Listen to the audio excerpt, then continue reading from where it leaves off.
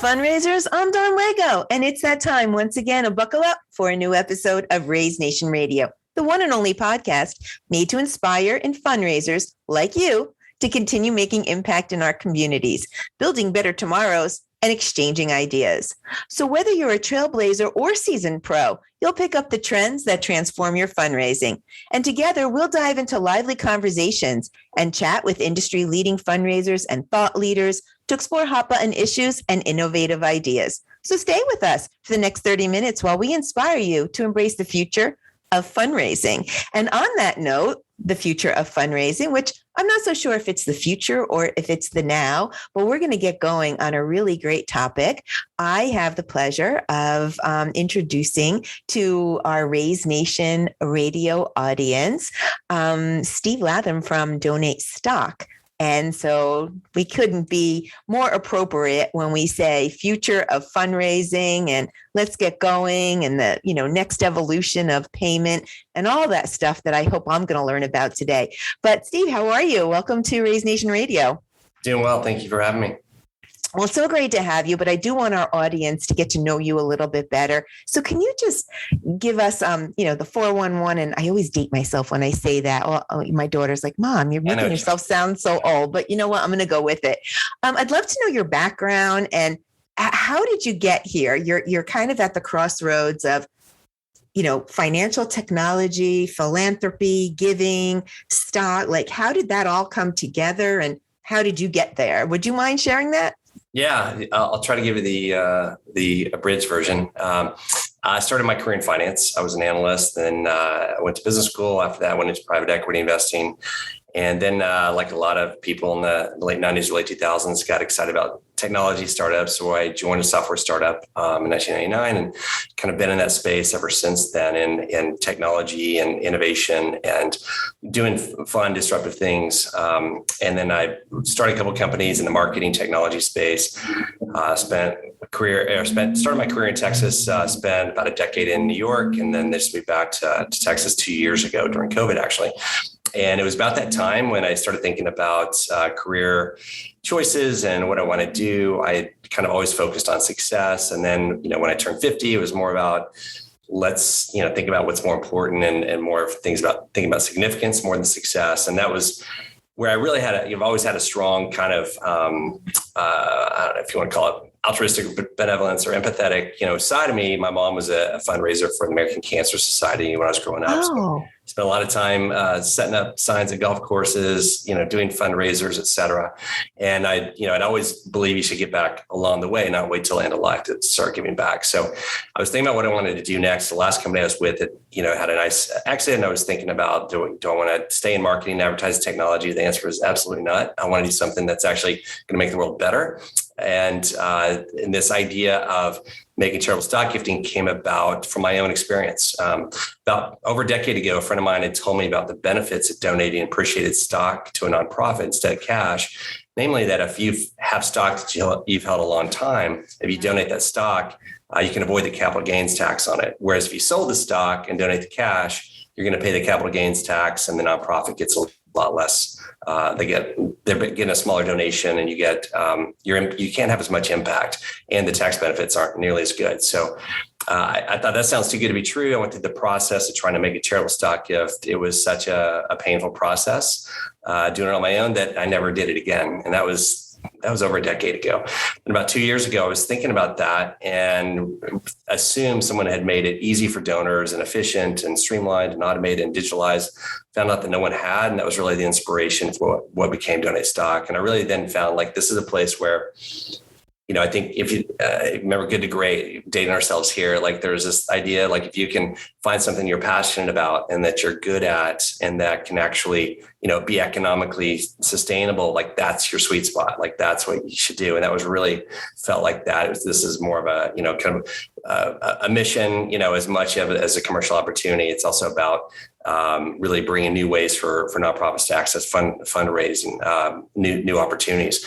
And this also came out during COVID, where we were just watching the death of live events and event-based fundraisers, which so many organizations had really, put all their chips on their big annual gala or their experiential fundraising events. And it was just heartbreaking to see these organizations all of a sudden can't do the things that they'd done to raise money.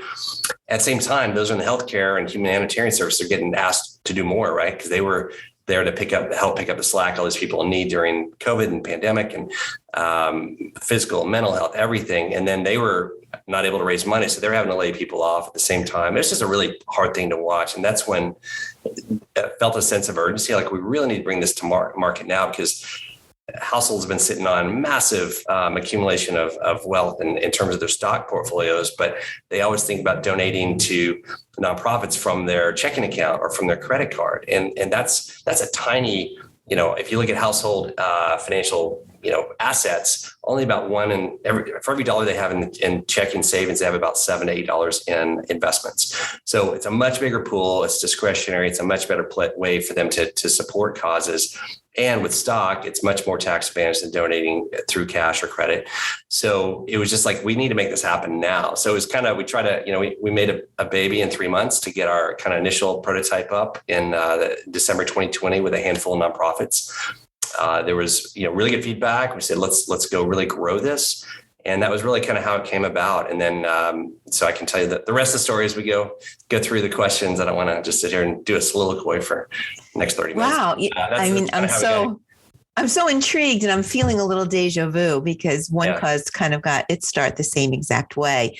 Our original founders had found it difficult to, we started in mobile bidding back in 2008, and our original founders found it difficult to place their bids on a silent auction when they were at an event the old-fashioned paper way. Yeah. And they were like, there has to be a better way. Yeah. One Cause, then BidPal was born. And you also so much remind me of a wonderful man who I admire greatly, One Cause CEO, who happens to have, you share the same name, Steve Johns, who was looking for a career change as well. And found his way to One Cause because he felt that giving back and being more philanthropic and giving, generous minded, and just having purpose in your career is what he was looking for. So as you're talking, I'm like, whoa, lots of similarities here. Yeah, very cool. Yeah. All right. Well, I would definitely want to talk about the pain and then the tax benefits, because you kind of gobsmacked me. That's right. I mean, I'm middle class as middle class can be, but I do have more in my investment account than I do in my checking account. So I was, stunned to hear the statistic. And I think we just think in terms of making a payment via credit card when, wow, the future of fundraising, or the now of fundraising. And we did learn through COVID that optionality and just meeting donors where they are, meeting the wealth where it is, making it easy, like all that stuff. We learned that the hard way through COVID, because just relying on events and wasn't going to make us through the 2 years. So I'm really fascinated. But let's start with, what are the pain points? Why, is it so painful to just donate your stock? And then we want to get to all the benefits and all of that stuff. Lay it on me. Let's start with the pain points.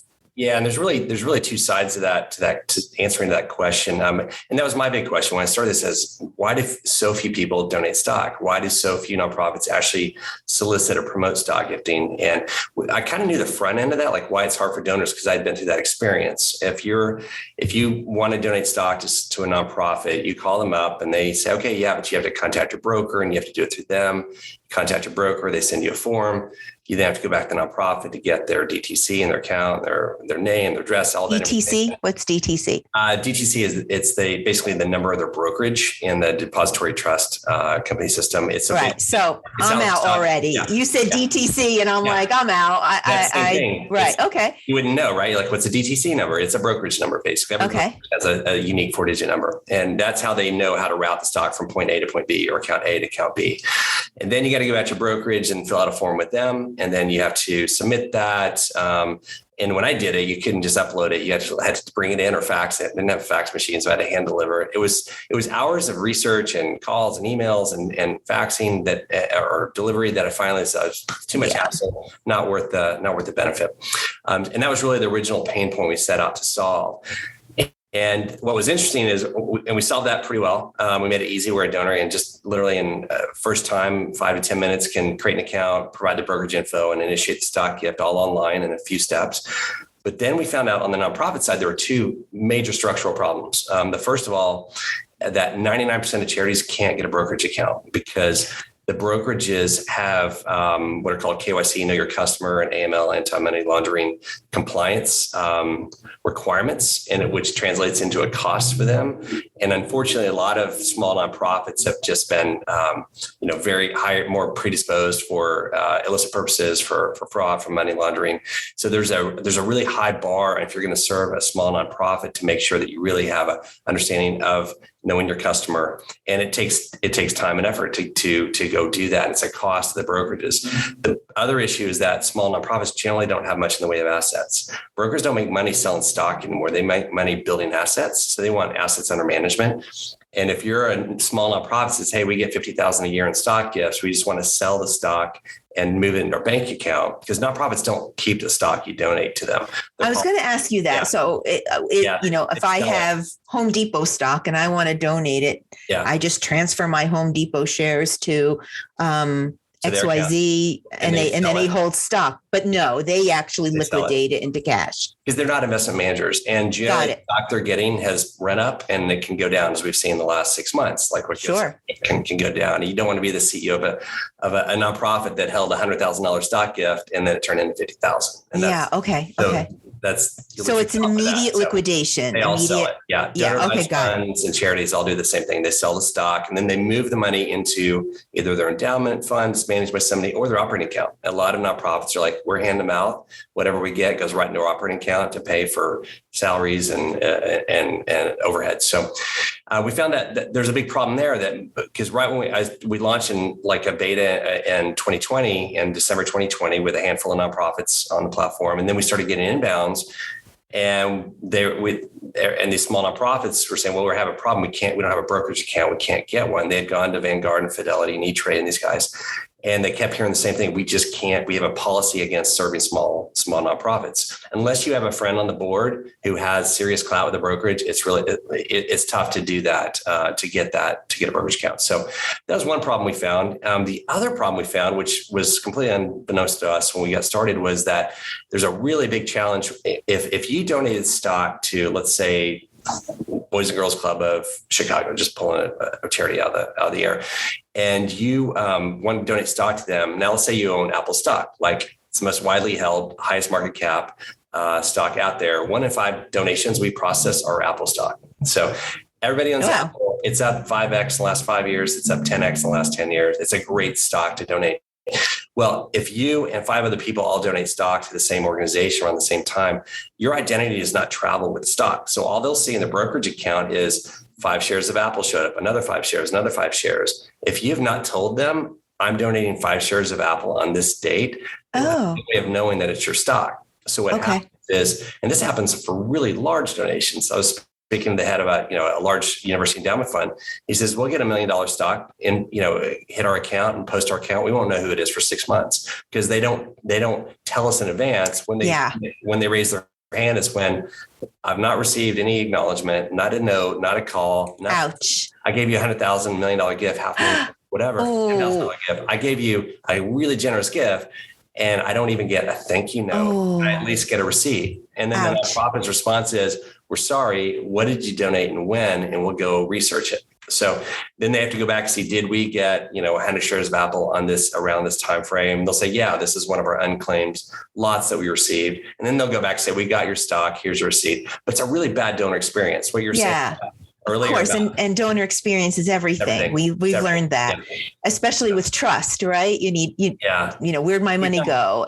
I'm getting it. There's also a side, kind of a lack of expertise or familiarity for the nonprofits around what to do with stock. We get these questions all the time. What do we do with the stock when we get it? The answer is everyone's policy is just to sell it, but because they've never received stock, they're still learning all this. So it's a bit of a learning curve. It's a bit of an unknown especially for the smaller nonprofits, but it's this amazing untapped source of funding. So we thought, okay, when we got to solve the problem of access and inclusivity, make sure that every nonprofit can receive a stock gift. And then secondly, we got to make it easy for them to reconcile the gift and acknowledge the donor.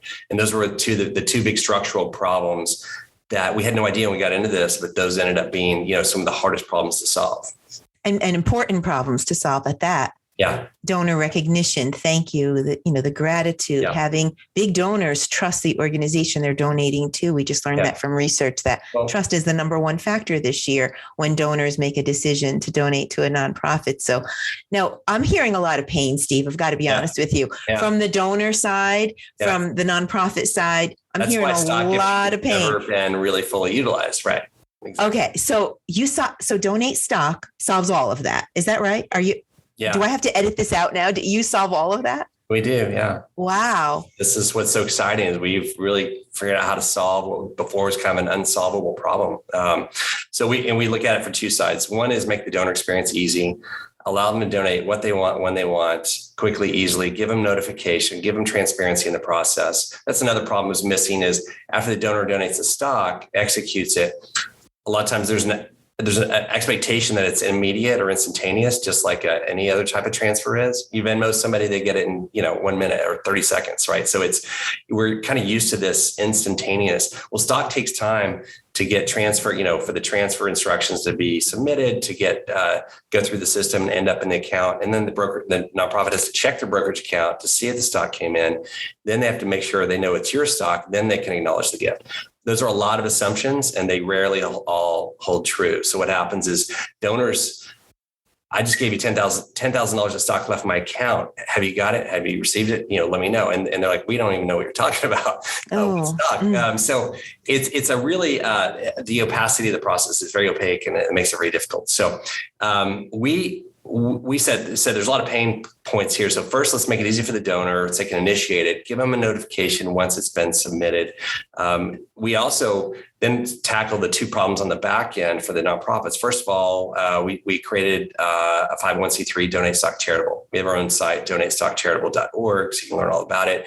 It exists. It's charitable. Wait, what was that again? I want to donatestockcharitable.org. Got it. Okay. Thank you. So its reason for being is to process stock gifts, serve as like a clearinghouse for nonprofits that don't have a brokerage account. So it's about inclusivity and allowing everybody to receive a stock gift. So if you wanted to give stock to a small nonprofit that especially out in the communities, they don't have brokerage accounts. Their local banks can't facilitate stock gifts. So they've really been excluded. Now, what will happen is your gift would go from you to Donate Stock Charitable, where the stock would be sold. And then the cash proceeds would be sent via ACH to the nonprofit.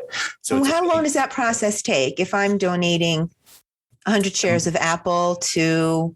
what did you say? The Boys and Girls Club of Chicago. Yeah. How long does that process take? The minimum, if you add up all the days it takes to go through the system, and after the stock is sold, it takes normally 2 days to what they call clear the transaction or to be settled where the cash is available. Normally, it's about 5 days minimum from inception to the cash is available. Now that assumes that the sending brokerage does it immediately. Oftentimes they don't. They sit on it or get stuck in a queue in the transfer office of your brokerage, because you might submit it today. They may not get to it till tomorrow or the next day. It also assumes that the nonprofit knows the stock hit their account, because they then have to log in, sell it manually. You can't have a standing sell order. You have to go in and sell it. And then it takes 2 days to settle where the cash is available. So anyway, so that when we process it, we send the transfer instructions to the sending brokerage, to your brokerage. It then sends the stock through the system, and we check. We've automated the through what's called API management. Through APIs, we can actually manage the brokerage account. We can see when stock comes in, we sell it immediately. We notify the donor, the shares were received, they get an email. They also have a dashboard, so they can see that in their dashboard, the status of the donation. We also notify the nonprofit when that donation was initiated.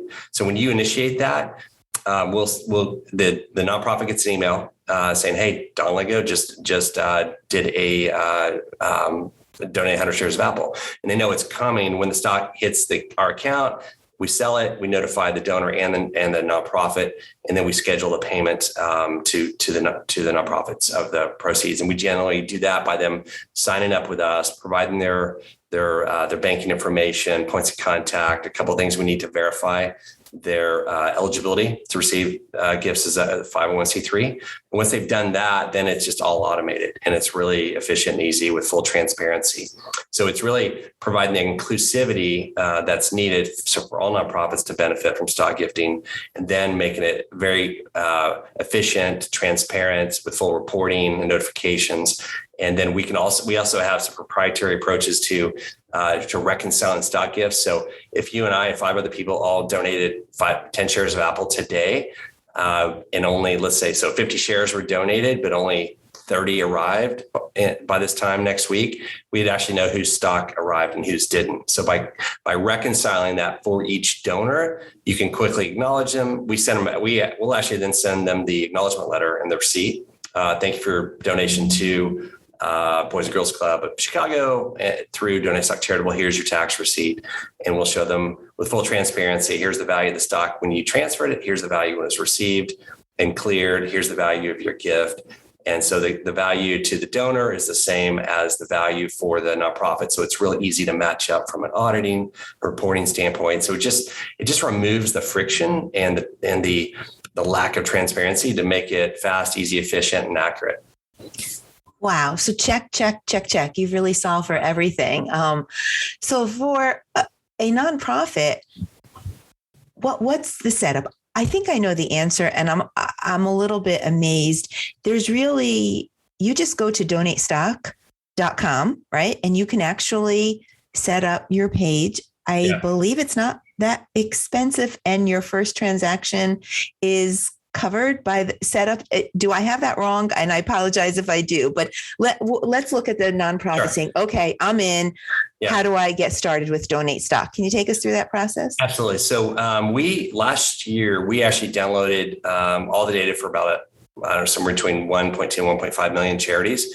And we actually created pages for every nonprofit that's in good standing with the IRS. No, you did not. You did. You will. Wait, repeat that. Yeah. So we have basically, if you're a nonprofit in good standing with the IRS, there's probably a page on donatestock.com where someone can make a stock gift to you today. And so if you go make a stock gift to a nonprofit that we've never spoken with, you can initiate that on our site. We'll send the stock to our 501c3. We'll sell it, and we contact the charity and say, basically, you've got money. We've got a donation from you, from Dawn. There's no cost to process this first one, but we do need you to claim your page. It's free to register with us at no cost. Provide the information, the KYC information I mentioned earlier. We need that too. Provide us some documents so we can verify you're the right, that your organization is in good standing. 2, that you are representing your organization, that you have the authority to do this. And then we will, once you've done that and execute terms of service, which are, there's no cost. We're not exclusive. We're pretty friendly when it comes to that. Then we'll send you via ACH the proceeds from this donation. And now that you're signed up, we'll arm you with the content, the assets, the language, the messaging to go out and educate your donors, your board, that, hey, we can now receive stock gifts. It's fast, it's safe, it's free for donors. It's easy for us. They can go out and start promoting stock gifting, and we'll arm you and enable you and help you go out and start unlocking stock gifting as a new way to raise funds. So that's kind of our model. Yeah. I'm actually doing this right now. So most of our audience knows that my daughter runs a small nonprofit to support individuals on the autism spectrum. And you're absolutely right. You just have to go claim a page, and now you have a new revenue stream, and you don't really stop there with just the software or the technology behind it to get started. You're actually educating the nonprofit on, hey, how to go to market with this. How do you accept cash? You accept ACH, you accept credit cards. This could not be easier. You just claim a page and you have a new, oh my gosh, this is unbelievable. Why does every nonprofit not just claim their page? Well, that's a good question. It's inversely proportional to the size of the organization. So small, mid-sized ones, they look at it as a no-brainer. That's the word we hear because it's free. And once you're up and running, we just charge a small, generally a 3% transaction fee, about half all in what they're generally paying, for a credit card with processing and everything. So we're unlocking a new source of funding at a below market rate. There's no upfront costs, no fixed costs, no SaaS fees. It's no brainer. Yeah, it really is. Yeah. And so then we'll also, once you set up your account, we have a nonprofit portal where in there you can get an image like a donate stock button to put on your site. So you can then say, hey, we now accept stock gifts. We provide the content to educate your donors on the benefits of stock gifting. Like, here's why stock makes more sense for you. It's pre-tax. You avoid the capital gains tax. You get the write off the full fair market value. We get a bigger gift. Give us your pre-tax gift, not your after-tax gift. That's really the message. Let us have the money, not the IRS. Like, you support us with pre-tax. Right. So that's what I was that's where I was going to go to next. So to the nonprofit, what's their story? What's their talk track to their donors? And that is the tax benefit. Yep. It's you're typically going after a larger donation when you're talking stocks. It's very possible that it's a much larger donation. And you're also helping that donor with any type of tax implication. So can we talk about that a little bit? Because this is becoming more and more a no-brainer. Literally, you go to donatestock.com, you claim your page, you now have an icon, just like you have your Visa, MasterCard, all of your different ways to pay, Google Pay, Apple Pay. You have your donate stock. You've made it so easy. There's no cost. I can't, I hope the audience right now is doing what I'm doing, that they're on donatestock.com and just claiming their page, because everybody should be doing that. But what is the talk track? So nonprofits who are maybe driving their kids to school right now, listening to this, what are they saying to their donors? Hey, you might want to consider this because fill in the blank for us, Steve.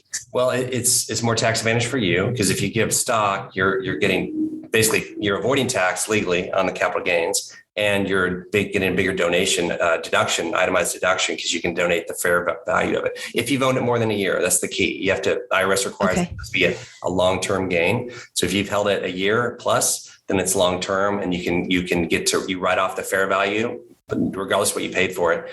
And then you get to avoid the capital gain. So it really stacks up in terms of savings. And then for the nonprofit, they are larger gifts, because someone who might, let's say I bought, $1,000 of Apple stock 5 years ago. Today it's worth about $5,000.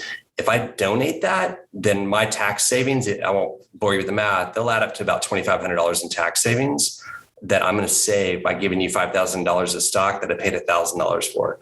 So I'm basically sharing my winnings or my earnings with you in a very tax advantage way. And we, in our asset portal for the nonprofits, we provide all of this, including like the language. You don't have to learn how to explain it. We'll just copy, paste, put it, personalize it in your own tone. I love that. It's not just the software. It's really, you're helping them market this as well. And we also, we have a daily onboarding session.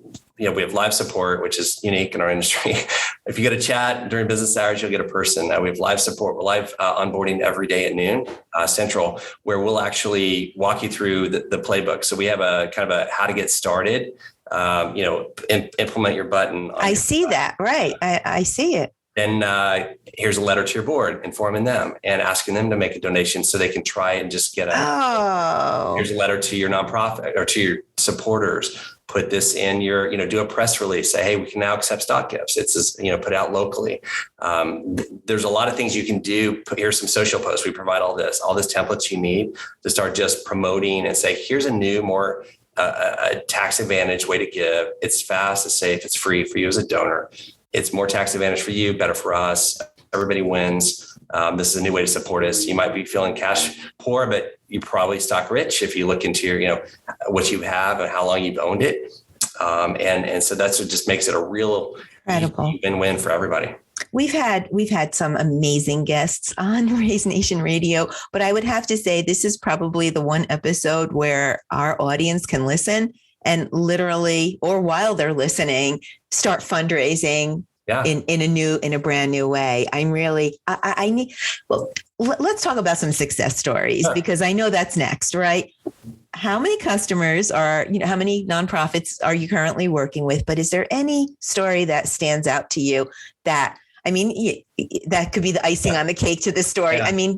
Sold. Like I'm going to grab my daughter after this and our board and be like, okay, let's get this on the website. So it is a no-brainer for sure. Right. But we always want to hear success stories. Can you have anything that you can share with us? Absolutely. So we have, to date, as of we're right at around 10 million in stock gifts we've processed to date, and all that's since when? When did you? 12 months. Oh, okay. Yeah. So we exited beta last summer and then did some. It's really started. Yeah, last August is really when we kind of went live. It was actually National Nonprofit Day, which I think was yesterday. Last year we did kind of a launch campaign on that day with some matching. And that was kind of the first day we really started doing stock gifting. So we just crossed to 1 year. Since then, we've processed close to 450 donations. Average donation to date has been about 5,000. Now that's normalized. We've had some larger ones. We've had them from $80, one share of I forget what it was, about an $80 donation all the way to 7-figure. So we've had kind of everything in between. When people say what's the average gift, I'm like, well, it's 500, 5,000 or 50,000, depending on who's making the gift. So surprisingly, there's quite a few 5-figure and 6-figure gifts as well. But the average is $5,000. The median's about 2,000. So that's just for context. Mm-hmm. What's really interesting is we see proportionally those that market stock gifting do better than those that don't, right? So those that actually really embrace it and make it easy for their donors. Again, the donor experience is really critical. Make it easier for your donor to give what they want, how they want, when they want. Meet them where they are. Give them transparency, acknowledge them quickly, and they're going to make more donations to you. Our average donor on our platform is made on average about 1.5 gifts. So we see, and that's just in 12 months. When we start thinking about this as a recurring thing people do every year, especially, when you get into November, December, that's where, I hear different numbers, anywhere 30 to 50% of gifts are taking place in that period. That's especially when people are doing with stock, when they're year-end tax loss selling, tax planning. That's when they do a lot of their charitable giving with appreciated assets. So a couple of case studies I'd pull out. One is on a really, large scale, probably far and away our showcase success story is World Central Kitchen, Chef Jose Andres. World Central Kitchen. Okay. Yeah. They've been doing what they do. They basically, wherever there's a disaster, they have people on the ground feeding people in masses. They've fed. Got it. I'm familiar with them. Okay. They were in Eastern Europe within, I think, 72 hours of Ukraine being invaded. They've fed tens of millions of people or tens of millions of meals in Eastern Europe, in Ukraine. They get a ton of press, ton of visibility, and they're really good. If you go to their site, if you go to wck.org, ways to give, donate stock is really evident there. You click on that, you go to their page that we power, and you can make the stock gift. And so with all the outpouring of support for Ukraine relief back in February, March, April, they killed it. There's no other way to put it. Because they had so many people that wanted to support what they were doing on the ground to help people in need. And they just made it easy for donors to donate stock. It's really simple and put it out there, made it visible. And they've done very, very well, into the millions of dollars, of stock gifts that they've been able to get, which it's a really wonderful thing to be part of because we can, feel like we helped kind of facilitate that. On a more local, regional basis, we've had so many, great stories that have bubbled up. One of which there's an organization in Miami called Chapman Partnership. I forget how many years old they are now. They're decades old. They have their homelessness and healthcare for in Miami, Dade County, and they amazing organization. And when I met with their CEO last fall, I don't think they'd actually ever received stock gifts. If they did, it was a real weird one-off basis. It was like once in a while. And they signed up. And then within like 2 weeks of signing up, they had received like one 6-figure gift from a long-time supporter who all they do is say, we can now get stock gifts. And she said, great, here's a huge gift. that organization actually then hosted an event back in May on fintech and philanthropy. And I was, asked to come speak at that. And at the event, they invited, it was with Miami-Dade County and their nonprofit kind of support group and the CIO for Miami-Dade County, because it was about fintech and philanthropy. And they probably had over 150 nonprofits there at this big event, Intercontinental. And one of the organizations that was there, I think it was ironic, it was called Take Stock in Children, which was kind of an interesting, we love that name. My gosh, perfect play. Yeah. Their affiliates, they signed up, and literally within a week, they'd received, I think, a $50,000 gift. It was just such a neat, story where you don't know what you're going to get until you make it aware tell your donors. One of the challenges we run into is nonprofits say, well, we never get asked about stock gifts. And we're like, because they don't even know to ask. Right. Them. There's a lack. I wouldn't know. Sure. Very few people wear the benefits of donating stock because for other reasons we can get into if you want. There's a reason that stock gifting has been like the best kept secret in personal finance, because those that should be telling you, i.e. your financial advisors, generally they have a disincentive to do so. It's not about assets leaving your account. It's about them having to do all the work for you. If they tell you, hey, Don, if you donate appreciated stock, it's a better way than selling some of the stock. Why don't you just donate some of your gains? And that's a great way to get the write-off, reduce your concentration, harvest some gains here. And your response is, that's great. Here are 6 organizations I want to support. Please go donate to each of them. That broker now has a ton of work to do to do that for you. So if asked, they'll do it, but they're not going to volunteer it because it creates a ton of work. They don't get paid for it. And, at the end of the day, it's a marginal decrease in assets from your portfolio, but it is work and time they don't have. Their average advisor has 150 customers. They don't have the time to go chase down small gifts for a bunch of clients and go contact the charities and do all the paperwork for you. Right. So that's one reason it's not really well known. So just because your donors aren't asking you about it doesn't mean they won't do it. And you're not going to find out. Why not try it though? I mean, you just claim a page and you're putting an icon. You support the nonprofits with so many different and wonderful tools. You've educated us so we can plant the seed and educate our donors. And I don't know, I think we just did a research study at One Cause, and one of the number one reasons that a donor will make their contribution to a nonprofit was that they trust them. I feel as if there's we accept stock, we have the infrastructure to accept, what's typically a complex transaction. There's a level of trust there. I think that you're elevating that nonprofit from taking PayPal, right? And things of that nature.